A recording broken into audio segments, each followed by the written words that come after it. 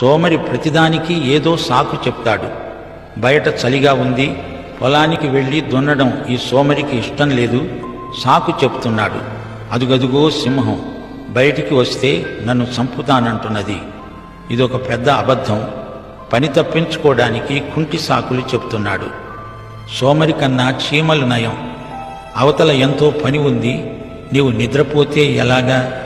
సోమరితనం శాపం, అది దరిద్రానికి హేతువు. సాకులు చెప్పి పని తప్పించుకునే పని దొంగలు సోమరులు.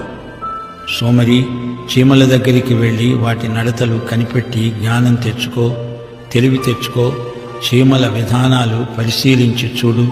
వాటికి న్యాయాధిపతి లేకున్నా, పై విచారణకర్త లేకున్నా, అధిపతి లేకున్నా, అనగా సేనాపతి, నాయకుడు, అధ్యక్షుడు లేకపోయినా చీమ వేసవి కాలమందు ఆహారం సిద్ధపరుచుకుంటుంది, సేకరించుకుంటుంది.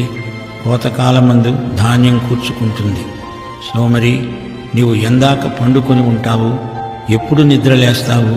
ఇంకా కొంచెము నిద్రిస్తాను అని, కొంచెము కునుకుతాను అని, కొంచెము సేపు చేతులు ముడుచుకొని పరుంటానని అంటావా?